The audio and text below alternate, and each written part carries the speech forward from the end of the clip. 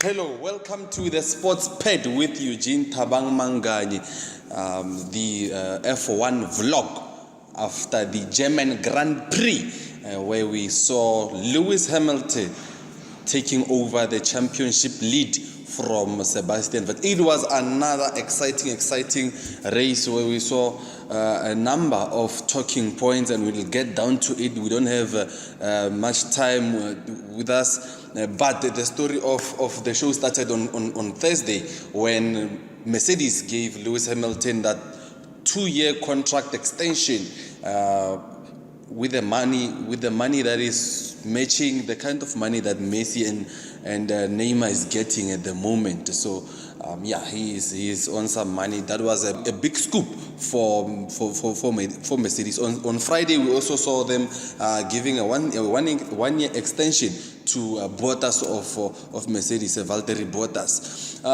Then came Saturday, the qualifiers. We expected Lewis Hamilton to be up there, but unfortunately for him, his hydraulics failed. He couldn't make it to Q1, to Q3 rather. And then that meant that he would only start 14th. Sebastian Vettel produced a stunning lap, peeping Bottas of top spot to qualify as the pole setter on the day. Sunday we expected Vettel to be the man to beat, and it was getting off brilliantly so, and Bottas was second. Raikkonen had to fend off a challenge from Verstappen in the first laps, but everything went accordingly until by the 14th lap we saw Hamilton, who had started 14th, already in 5th position. It was a great drive from him. Going down the race, for me, it went down normally. There was nothing exciting about it until Mercedes pitted Raikkonen, and then that's when the other teams started to think, but now what's going to happen? What should we do with our second drivers? Do we pit them? Do we not? And then there was a rain forecast that was forecasted to be coming in 10 to 15 minutes after the Raikkonen pit stop, and then Mercedes, they said, okay, what should we do with Hamilton? Do we pit him or do we wait for the rain? They tried to wait for the rain.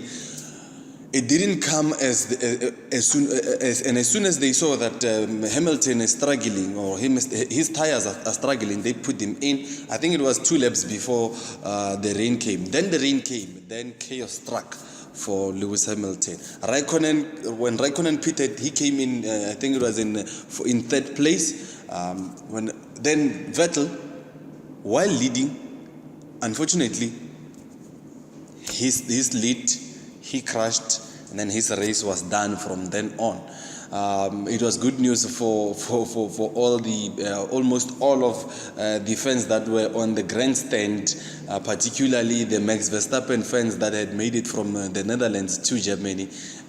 They roared, with emotion, because it meant that maybe their driver would make it to victory.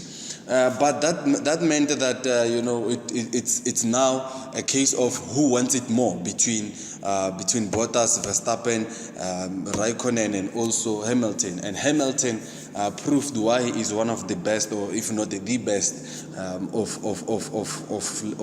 recently. He came from 14th, went on to win it. Although there were some other controversial moments when his team called him to the pit, and then he decided not to, and then they decided not to, and then he ended up in the pit lane and then swapping back into the circuit. And even after the race, he was called by the stewards to explain his moves, and they found him not guilty. So that's it. Hamilton won it in front of his teammate Bottas. Raikkonen made another podium finish in 3rd, and in 4th it was Max Verstappen, who his race was troubled, or was ruined by the rain, because his team tried to second guess when the rain would come and what is the best thing to do if it does come. Pitted him 3 times in the race, and it ended up not being an ideal race for him. But nonetheless, he got that 4th spot. The 5th spot went to Hülkenberg, who continues, to grow in confidence. Because for me, in his battle with Kevin Magnussen, he's starting to pull away. As we saw, Kevin Magnussen, he had his own trouble this weekend. I think Roman Grosjean was sick. The surprising team for me that didn't do well was McLaren. For me, it was a nothing race that they did. Fernando Alonso, he seemed like he was not interested in the drive, and Stoffel Van Dorn, he couldn't do anything. So McLaren was the only team, together with Williams, that didn't score any points on the day. So it was win number 44 for car number 44 of Lewis Hamilton. So there's a few facts that I picked up that I wanted to share with you, because it was his 4th win of the season. Together with Vettel, they have 4 each. But the one thing, because they have won 4 races each, it means the tiebreaker will be which one has made more podiums. And this season we have seen that Hamilton has been more consistent. He has had 8 podium finishes this season. Vettel only had 6. So it tells you there's a difference there, because if you remember in China when Vettel had made contact, I think, let me say, when Verstappen made contact with Vettel could only finish 8th. But now Hamilton, whenever he has all these blunders, he manages to get himself up there with the leaders.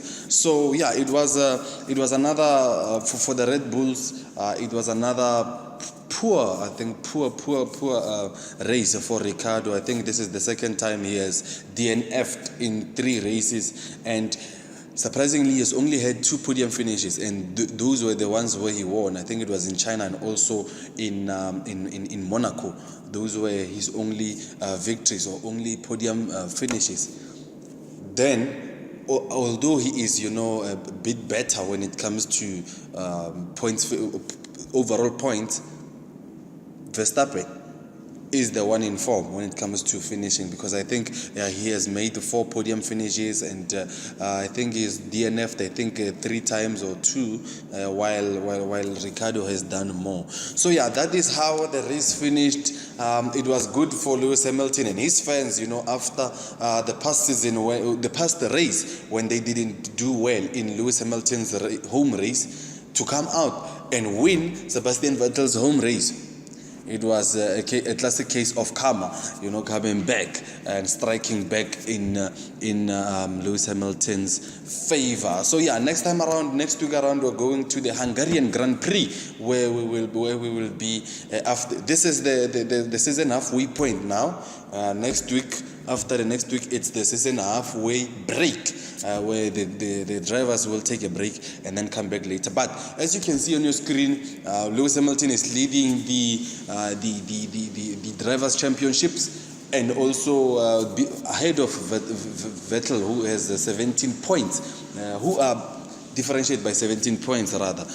And then if you go to the constructors' championship, Mercedes has also taken over that one as well by 8 points. So it is neck and neck in both championships, and it is good for the sport that both the teams are doing very, very well. So next week around will be in Hungary, where it will be very important to see which one will go into the season halfway point as the leader of the championship. So let's meet again next time around when we'll be talking about that. But for the moment, it's advantage to Lewis Hamilton.